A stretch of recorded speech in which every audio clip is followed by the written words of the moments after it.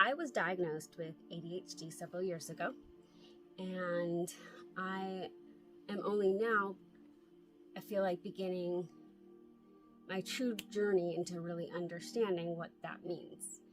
Now, ADHD is something that I've battled my entire life, but I never, well, I didn't know I had it for a long time. It wasn't until I was an adult and had children and other things like that going on that I was actually diagnosed with ADHD. And I didn't realize until learning more about it just how much that impacted my life. And I really wanted people in my life to understand what that means because of how much of an impact it does have and how much it does influence my day-to-day and the way I interact with everyone, the way I've interacted with the world around me, and how my method of doing things a lot of times I know don't make sense to people.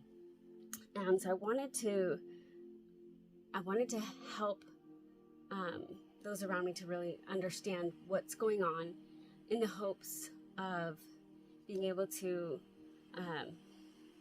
create a better bond and to be able to have more successful relationships and a more successful life, and to create a better life for myself and for everyone around me.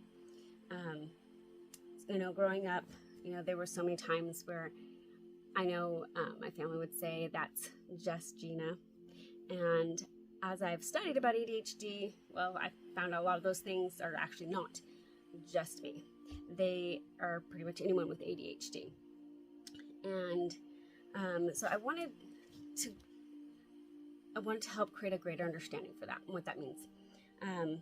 Now, obviously there's so much and it entails so much. I can't just sit here and spew a whole ton of information out. So I'll just talk about a few things that I've learned. And that is, we have so much going on in our brains. There's,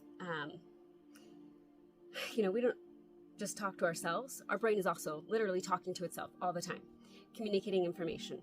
There's basic communications that your brain does, such as to tell your heart to beat, to tell your lungs to, take in oxygen, to, all those things that our body just does automatically. Now, for some people, with a neurotypical brain, your brain is going to communicate with itself properly. Now, someone with a neurodivergent brain is not going to have that same thing because the chemicals in the brain are not balanced.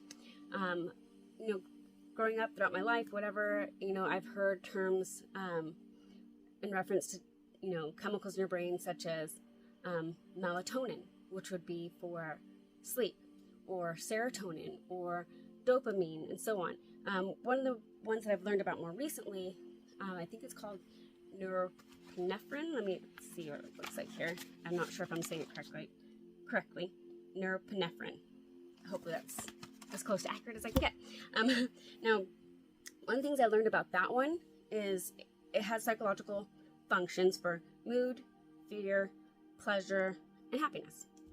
And some of the interesting things that I've noticed in regards to that one that makes sense to me, if that's not in balance, this is one that is a newer realization for me, and that is the fear aspect. Because I get these moments of where I wouldn't even call it a panic attack, but it's just this moment of intense fear for no reason. There's nothing I'm scared of. I know I'm perfectly safe, but this intense fear overcomes me, and I can't hardly function. Well, not in an average way anyway. So it could be crippling because it can cost me a full night's sleep, which then makes it a lot more difficult to function throughout the rest of the day, right? The other thing I noticed is I don't know if everyone who has ADHD has depression or anxiety, but I do know a lot of people that have ADHD have depression and anxiety. And so I thought it was interesting that this affected happiness, so someone's ability to be happy. During some of the best times in my life, I have suffered from severe depression. And it makes sense to me that if that chemical in my brain is not balanced, then I'm going to struggle with my ability to just be happy and enjoy life. So that makes sense to me. The one that I've heard about a lot more would be the dopamine, and that also affects mood, but it also affects things that, things such as memory, movement, motivation, and attention. Attention is the number one thing that people think of when they think of ADHD, is attention. That seems to be the biggest, attention getter, I guess. But it seems to be the number one focal point when people think of ADHD. They just think of the distractibility part of things. But it's a lot more than that, which I've come to learn. And so I've been known as being clumsy. So it makes sense to me then that if dopamine helps with physical function of movement, if that's not imbalanced, physically I'm not balanced either, right? So I'm going to be clumsy. So those are just some of the few things that I've learned recently, and I wanted to share them because, as again, like I said, I didn't realize how much of my life ADHD was controlling, and I'd like to fix that. I'd like to regain control, take the reins, and direct my life where I want it to go, instead of being subject to all the craziness that you have in an ADHD brain. So there it is for now, and hopefully I'm not boring you to death while explaining all this. But anyway, I just wanted to try to vocalize it to help myself better understand me, and to put it out there to hopefully help you to better understand as well. So when I'm acting in ways that seem nonsensical, you can kind of make sense of it.